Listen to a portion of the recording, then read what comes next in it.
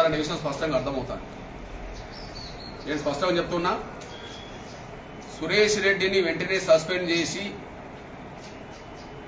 ఆయన మీద 302 కేసు పెట్టి, మర్డర్ కేసు పెట్టి ఆయన సస్పెండ్ చేయకపోతే స్థానిక ఎమ్మెల్యే పూర్తిగా బాధ్యత వహించక తప్పదు.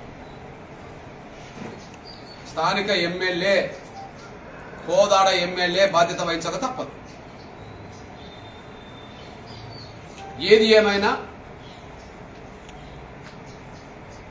ప్రధాన నిందితుడైన వాడు సురేష్ రెడ్డి స్థానిక ఎమ్మెల్యే రెడ్డి కావడం వల్లనే సురేష్ రెడ్డిని కాపాడుకుంటుండ్రు అని చెప్పి స్పష్టంగా మేం భావిస్తున్నాం, సమాజం కూడా భావిస్తున్నది. ఈ విషయంలో మేము స్పష్టంగా చెప్పదలుచుకున్నది, దాదాపు కర్లా రాజేష్ లాకప్ డెత్ గురై నెల రోజులు దాటింది. నెల మీద 4 రోజులు అవుతుంది. అయినప్పటికీ స్థానిక ఎమ్మెల్యే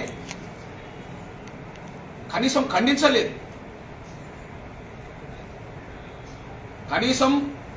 ఖండించలేదు. అదే సమయంలో ఎమ్మెల్యే గారు ప్రత్యక్షంగా పరోక్షంగా సురేష్ రెడ్డిని కాపాడుతున్నారనే అభిప్రాయం మాకు కలుగుతుంది. సమాజం కూడా అదే భావనలో ఉన్నది. భవిష్యత్తు రోజుల్లో స్థానిక ఎమ్మెల్యే రాజకీయ మూల్యం చెల్లించుకునే రోజులు వస్తాయి. మేము మళ్ళీ చెప్తున్నాం, మా అస్తిత్వం కంటే, మా ఆత్మగౌరవం కంటే మాకు రాజకీయాలు, మాకు స్నేహాలు ఇవన్నీ మాకు ముఖ్యం కావు. మేము ఇప్పటికీ చెప్తున్నాం, సోదరులు రాష్ట్ర మంత్రివర్యులు ఉత్తమ్ కుమార్ రెడ్డి గారు అంటే కొంత అభిమానం, గౌరవం ఉన్నదని. కానీ ఎమ్మెల్యే మాత్రం సురేష్ రెడ్డిని కాపాడుతున్నదని చెప్పి మేము భావిస్తున్నాం. మేము భావించడమే కాదు, అదే వాస్తవం. అదే వాస్తవం కాకపోతే ప్రధాన నిందితుడిని ఎందుకు ఎస్పీకి అటాచ్ చేశారు, అందులో రెండో నిందితుడిగా పేర్కొనాల్సిన బాధ్యత ఉన్న సిఐని మాత్రం బీసీ అని ఎందుకు సస్పెండ్ చేశారు, మిగిలిన వాళ్ళ మీద చర్యలు ఎందుకు లేకుండా పోయింది? మేము వాళ్ళలాగా కులపక్షపాతంలో లేము. స్థానిక ఎమ్మెల్యే స్థానిక ఎమ్మెల్యే పద్మావతి రెడ్డి లాగా మేము కులపక్షపాతంగా లేము. మేము డీజీపీకి లిఖితపూర్వకంగా ఫిర్యాదు చేసిన దాంట్లో, ఎస్సీ కమిషన్, జాతీయ కమిషన్ కు ఫిర్యాదు చేసిన దాంట్లో ఇలా మేము కులాలు చూడలే, మతాలు చూడలే, ప్రాంతాలు చూడలే. మా రాజేష్ మృతికి ఎవరు కారకులైనా వాళ్ళందరినీ సస్పెండ్ చేయాలన్నాం, వాళ్ళ మీద కేసు పెట్టాలన్నాం. ఇందులో మాదిగలున్నా మేము వదిలిపెట్టమనలే, ఎవరున్నా మేము వదిలిపెట్టమని అనం. మా బిడ్డ చావు కంటే ఇంకా మాకు అత్యంత బాధాకరమైన విషయం ఏముండదు.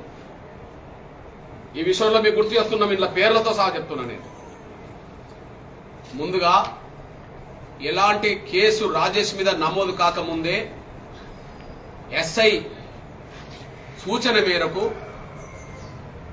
తర్వాత సిఐ సూచన మేరకు రాజేష్ని పట్టుకొచ్చింది రామారావు, నరసింహ. ఇద్దరు మాదిగలే. ఇలా మేము పేరు రాశాం. మా కులతత్వం లేదు. ఎలాంటి ఎఫ్ఐఆర్ నమోదు కాకముందు, ఎలాంటి ఫిర్యాదు లేకముందే ఎస్ఐ సిఐ సూచన మేరకు వాళ్ళని పట్టుకురావడం. రెండోది, వీళ్ళే డిమార్ట్ వాడు వద్ద ఉన్న శేఖర్ను పట్టుకొచ్చే దాంట్లో వీళ్ళే భూమిక పోషించారు. ఏ1 పట్టుకొచ్చే దాంట్లో కూడా వీళ్ళే భూమిక పోషించారు. ఫిర్యాదే లేదు, వీళ్ళ ముగ్గురు మీద ఫిర్యాదు లేదు, ఆనాటికి ఎఫ్ఐఆర్ లేదు. కానీ SICI సూచన మేరకు వాళ్ళు పట్టుకొచ్చారు. పట్టుకరమ్మన్నోళ్ళు ప్రధాన బాధ్యులు అవుతే పట్టుకొచ్చిన వాళ్ళు కూడా బాధ్యులు అవుతారు. పట్టుకరమ్మన్నది సురేష్ రెడ్డి సిఐ, పట్టుకొచ్చింది మాదిగా కానిస్టేబుల్ లేదా హోంగార్డ్. మేము వాళ్ళ పేర్లు రాశాం, వాళ్ళని వదిలిపెట్టమని చెప్పలే మేము. రెండోది, అరవింద్ అనే కానిస్టేబుల్, ఆయన బీసీ అంటుంది. తనే రాజేష్ని తన వాహనం 2 వీలర్ని ఎక్కించుకొని అక్రమ నిర్బంధం ఉన్న సమయంలోనే, చట్టవిరుద్ధమైన నిర్బంధం సమయంలోనే పెట్రోల్ బంక్ దగ్గరికి వెళ్ళి ₹1,00,000 తీసుకొచ్చారు. కేసే లేని రోజుల్లో పోలీసుల కస్టడీలో ఉన్నారని సాక్ష్యం అరవింద్. ఆయన మీద చర్య తీసుకోమని చెప్పాం. ఆయన కులమేందో మతమేందో మాకు అనవసరం.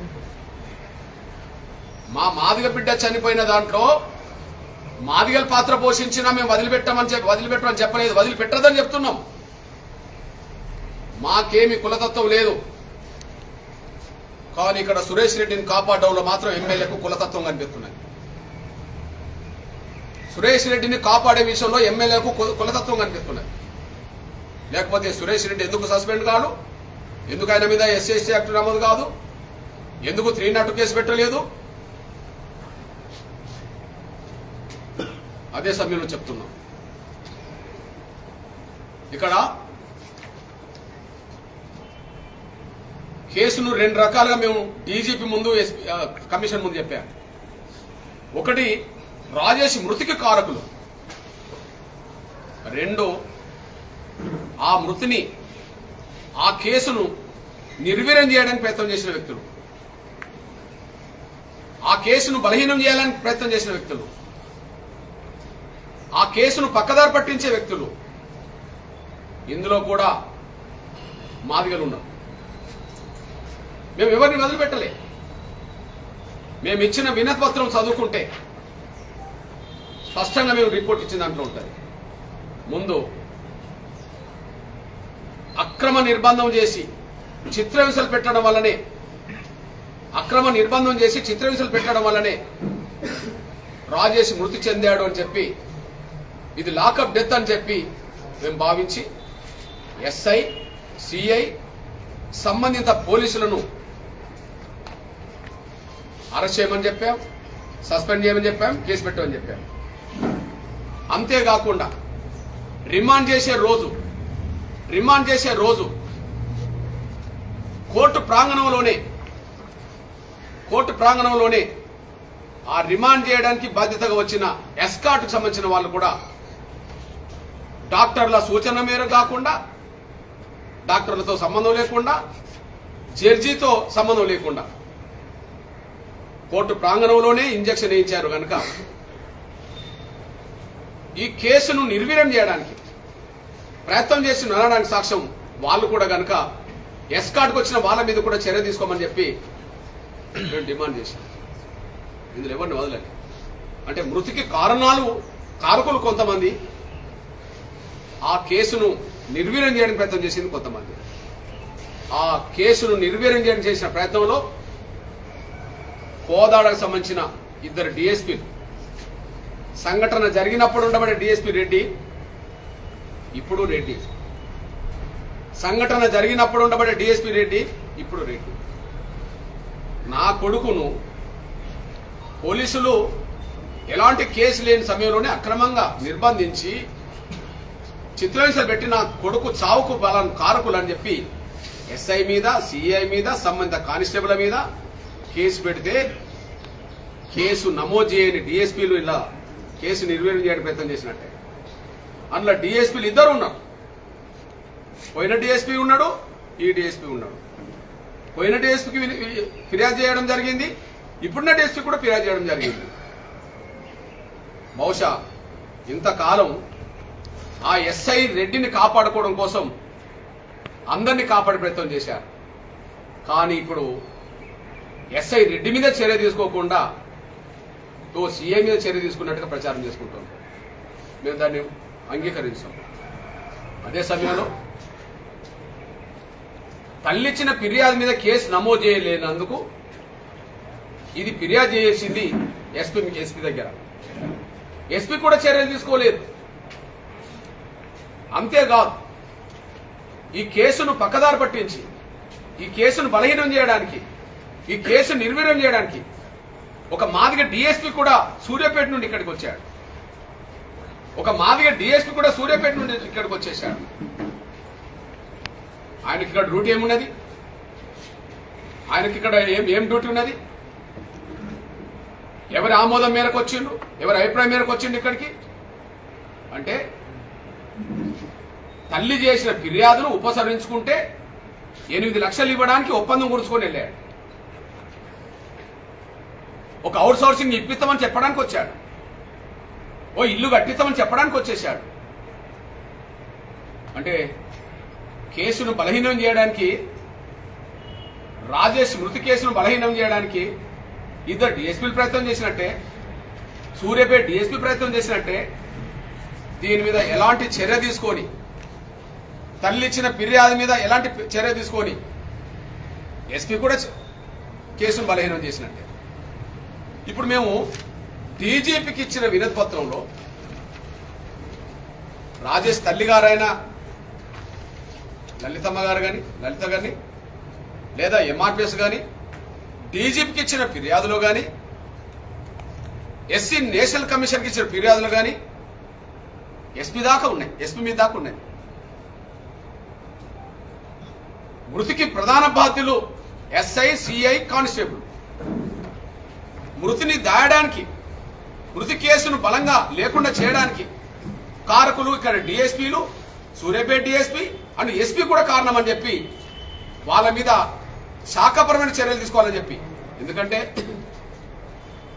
ఎస్సీ ఎస్టీ యాక్ట్ కేసు నమోదు విషయంలో లేదా కేసు విచారణ చేసే విషయంలో ఎంతటి అధికారైనా నిర్లక్ష్యం వహిస్తే వాళ్ళ మీద చట్టపరమైన చర్యలు ఉండాలని చెప్పి, శాఖపరమైన చర్యలు ఉండాలని చెప్పి చట్టం చెప్తున్నది.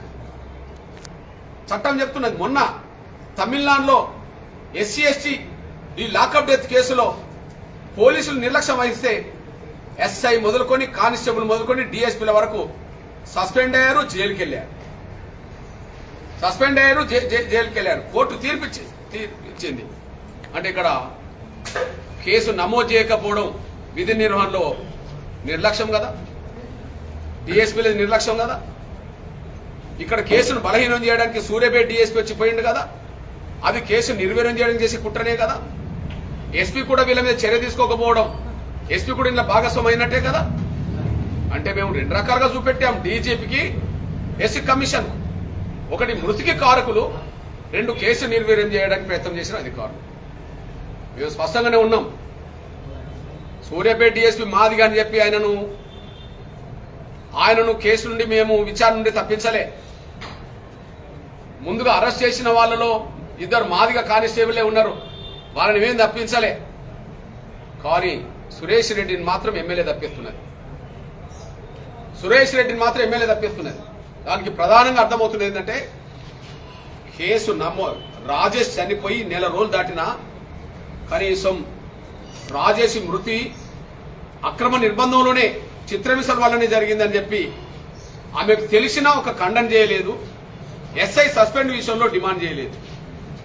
ఇట్లాంటి పరిస్థితిలో నిన్నగాక మొన్న ఉన్నమాట చెప్తున్నా. నిన్నగాక మొన్న అంతో ఇంతో నేను అభిమానించే, గౌరవించే మంత్రి ఉత్తమ్ కుమార్ రెడ్డి గారిని కలిశాను. ఉత్తమ్ కుమార్ రెడ్డి గారిని కలిసిన సమయంలో స్థానిక ఎమ్మెల్యే గారు కూడా అక్కడ ఉన్నారు. గంట సేపు వివరాలు చెప్పొచ్చా నేను. ఇది ముమ్మాటికి లాకప్ డెత్ కు ప్రధాన కారకుడు ఎస్ఐ, తర్వాత రెండోది సిఐ, కొంతమంది కానిస్టేబుల్, దీనికి ప్రధాన బాధ్యులు అని చెప్పి ఆధారాలతో సహా చెప్పొచ్చాం. ఖచ్చితంగా మీరు ఎస్ఐ మీద, సిఐ మీద, మొత్తం కానిస్టేబుల్ మీద మీరు వెంటనే కేసు నమోదు చేసి సస్పెండ్ చేయకపోతే వాళ్ళని కాపాడిన పేరు మీకు వస్తుంది.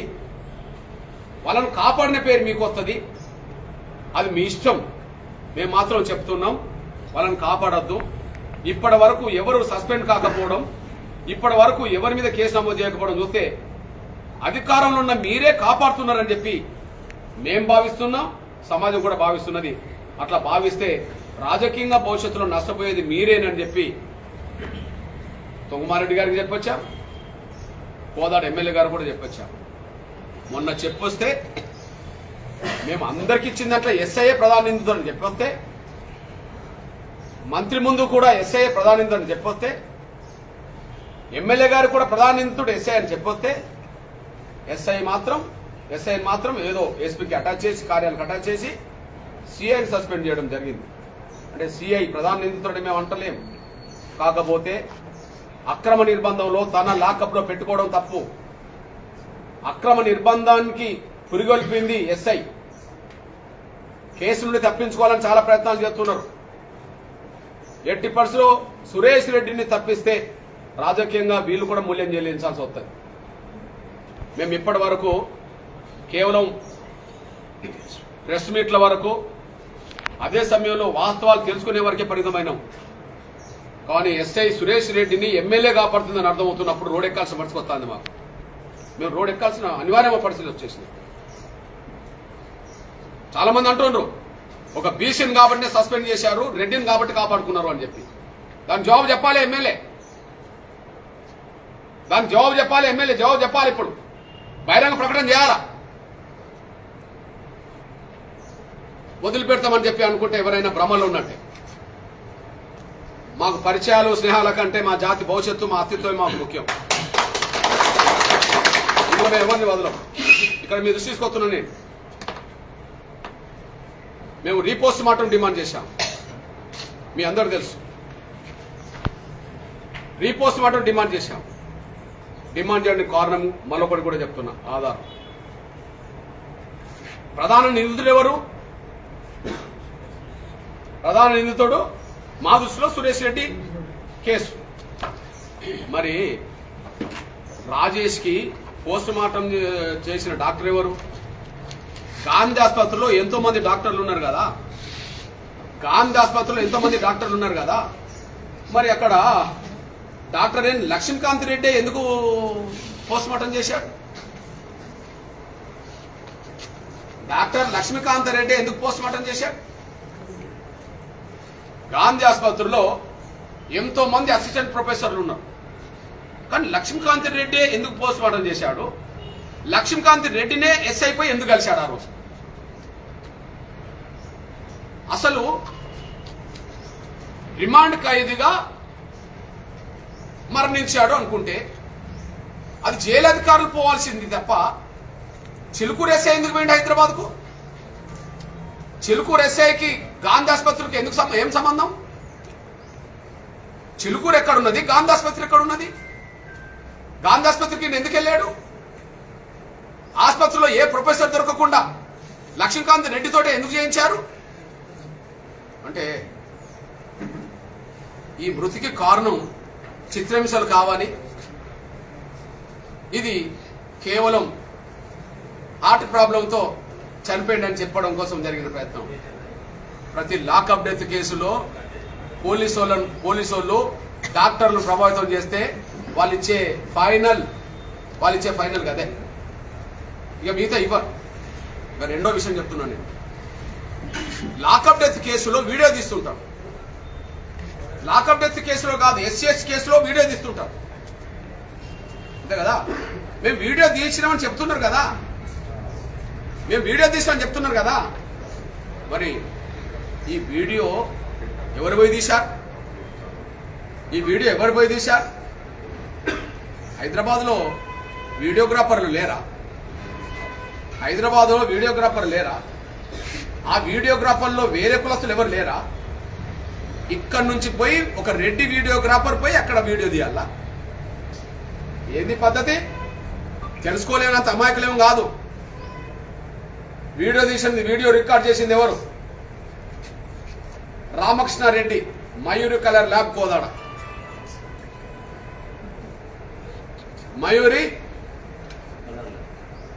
Mayuri colour lab Kodad. ఎక్కడ పోస్ట్ మార్టం, ఎక్కడ వీడియోగ్రాఫర్?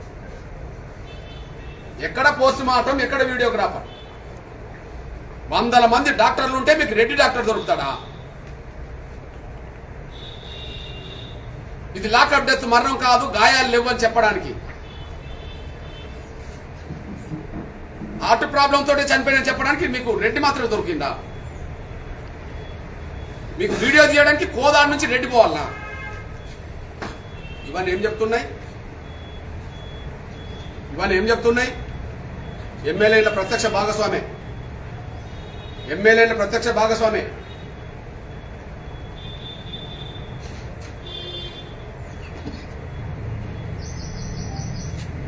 ఎమ్మెల్యే సురేష్ రెడ్డిని కాపాడుతుంది. మళ్ళీ చెప్తున్నాం, సురేష్ రెడ్డితో పాటు, ప్రధానమంత్రితో సురేష్ రెడ్డితో పాటు సిఐని సస్పెండ్ చేయడమే కాదు, అందరి మీద SST యాక్ట్ పెట్టాలి, అందరి మీద మర్డర్ కేసు పెట్టాలి, అందరిని సస్పెండ్ చేయాలి. అంతకుముందు ఒక లాకప్ డెత్లో, మరియమ్మ లాకప్ డెత్లో అందరినీ డిస్మిస్ చేశారు. ఆ పరిస్థితి ఇక్కడ కూడా రావాలి. ఇక్కడ మా ప్రాణాలకు విలువ లేదా? ఎమ్మెల్యే గారు, ఇక్కడ 40,000 మంది ఓటర్లు ఉన్నారు మాదిగోళ్ళు. ఇక్కడ 40,000 మంది ఓటర్లు ఉన్నారు మాదిగోళ్ళు. 40,000 మంది ఓటర్లు ఉన్నారు. 40,000 మందితో మెజార్టీ ఓట్లు కాంగ్రెస్ వేయించుకుంటుంది. మా బిడ్డను చంపిన వాళ్ళని మీరు కాపాడుకుంటారా? రేపు ఏ ముఖం పెట్టుకొని మాదిగపల్లెకి వస్తారు?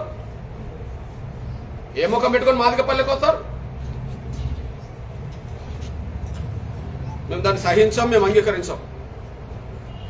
ఇక్కడ రాజకీయంగా ఇద్దరు మా బిడ్డను గాలి కొదిలేశారు. మా బిడ్డ మరణాన్ని రాజకీయంగా ఇద్దరు మా బిడ్డ మరణాన్ని గాలి కొదిలేశారు. ఎమ్మెల్యే ఏమో దోషిని కాపాడుతుంటది, మాజీ ఎమ్మెల్యే ఏమో నాకు సంబంధం లేదని ఇంత పడుకుంటారు. ఎమ్మెల్యే ఏమో దోషిని కాపాడుతుంటది, SI CA సురేష్ రెడ్డిని కాపాడుతుంటది. నిన్నటి వరకు పోలీసులు అందరూ కాపాడుతారు. చర్య తీసుకునే సమయం వచ్చినప్పుడేమో ఒక బీసీని బలి చేయాలని చూస్తారు. మాజీ ఎమ్మెల్యేకేమో ఇది నాకు పట్టదు అనుకుంటారు. మా ఓట్లు వేసుకునేది ఎవరు? ఈ కోదాడ నియోజకవర్గంలో 40,000 ఓట్లు వేసుకునేది ఎవరు? 95% కాంగ్రెస్ వేసుకున్నది. 95% కాంగ్రెస్ అంటూ BRS వేసుకున్నది. మొత్తం 100 ఓట్లలో 95 ఓట్లు కాంగ్రెస్ కు BRS ఓట్లు వేసుకున్నారు. 40,000 మంది మా ఓట్లు వేసుకున్న కాంగ్రెస్ BRS నాయకులు ఒకరోమో మా బిడ్డ మరణానికి కారకులను కాపాడే ప్రయత్నం చేస్తారు, ఒకరోమో నాకేం సంబంధం లేదని చెప్పి పట్టకుండా ఇంట్లో పడుకుంటాం. రేపు బొల్లమల్ల ఎట్లా వస్తాడు మాదిగపల్లెకి? కోదాడ ఎమ్మెల్యే ఎట్లా వస్తాడు మాదిగపల్లెకి? మాకు ఆత్మగౌరవం లేదా? మీలాగా మాకు నెత్తురు లేదా? బహిరంగ రావాలి, ఎమ్మెల్యే బహిరంగ ప్రకటన చేయాలా, మాజీ ఎమ్మెల్యే రోడ్డు మీదకి రావాలా. నెల రోజులుగా మేము మాట్లాడుకుంటూ పోతుంటే ఇక్కడ పట్టనట్టుకుంటారా? నెల రోజులుగా మేము మాట్లాడుకుంటూ పోతుంటే ఇక్కడ పట్టనట్టుకుంటారా? సీరియస్గా చెప్తున్నాం. ఎవరెవరు మా బిడ్డ చావుకు కారకులైన వాళ్ళని కాపాడే ప్రయత్నం చేస్తుంటారో వాళ్ళ మీద రాజకీయంగా కూడా రేపు గ్రామాలకు వెళ్లాల్సిన పరిస్థితి వస్తుంది. ఎవరెవరు మా బిడ్డ చావును పట్టించుకోకుండా ఇంట్లో పడుకుంటారో వాళ్ళ గురించి కూడా జనంలో చెప్పాల్సి వస్తుంది. వీళ్ళు ఎట్లా మాదిగపల్లెకి వచ్చి భవిష్యత్తులో నిలబడతారో అది కూడా చూసుకునే రోజు వస్తుంది. ఏదేమైనా ఇప్పటి వరకు మేము ఎక్కడన్నా ధర్నాలు చేశామా? ఏమన్నా రాస్తారోకలు చేశామా? ఏమన్నా రోడ్డుకి ప్రదర్శన చేశామా? లేదు. అంటే వెనక ముందైనా చర్యలు తీసుకుంటారని అనుకున్నాం, కానీ అసలుని కాపాడే ప్రయత్నం చేస్తూ ఇంకెవరినో బలి చేసుకునే ప్రయత్నం చేయడానికి మేము అంగీకరించాం. అందరూ చర్యలు ఉన్నారని చెప్తున్నాం. మళ్ళీ చెప్తున్నాం కదా, అందులో మాదిగా కానిస్టేబుల్ నుంచి మొదలుకుంటే DSPల వరకు పాత్ర పోషించారు. వాళ్ళు చర్య తీసుకోమన్నాం. అందులో BCలు ఉన్న చర్య తీసుకోమన్నాం, ఆడ OCలు ఉన్న చర్య తీసుకోమన్నాం. మేమేం కులపక్షపాతంగా లేము, కానీ ఇక్కడ ఎమ్మెల్యే మాత్రం కులపక్షపాతంగా కనిపిస్తున్నది. మాజీ ఎమ్మెల్యే మాత్రం పట్టనట్టుగా ఇండ్లలో పడుకున్నాడు. దీన్ని మేము అంగీకరించాం. ఇప్పుడే మా ఎగ్జిక్యూటివ్తో మా కాంగ్రెస్ మా బీఆర్ఎస్లో ఉండబడే మా మాదిగ నాయకులతో, ఎంఆర్పిఎస్ నాయకులతో అందరితో మాట్లాడి ఖచ్చితంగా ఇక రోడ్ ఎక్కే ప్రయత్నం, ఎస్ఐని సస్పెండ్ చేయాలా, ఎస్ఐ మీద 302 కేసు పెట్టాలా, వాళ్ళ మీద SC ST పెట్టాలి, కేసు నమోదు చేసి అరెస్ట్ చేయాలి. ఆయనకు వర్తింపజేసిందే సిఐకి, ఆయనకు వర్తింపజేసిందే ఈ మృతి కారకులైన వాళ్ళందరికీ కూడా వర్తింపజేయాలని చెప్పి మేము డిమాండ్ చేస్తున్నాం. దీన్ని నిర్వీర్యం చేసే ప్రయత్నం చేసిన వాళ్ళ మీద కూడా DSPలు, SP మీద కూడా చర్య తీసుకోమని చెప్పి మేము డిమాండ్ చేస్తున్నాం. ఆ డిమాండ్తో రేపటి నుంచి భవిష్యత్తు కార్యాచరణ రూపొందించడానికి ఈ రోజే సీరియస్గా ఒక నిర్ణయానికి వస్తాం. రేపటి నుంచి రోడ్ ఎక్కుతాం. ఏం జరుగుతుందో చూద్దాం. Thank you.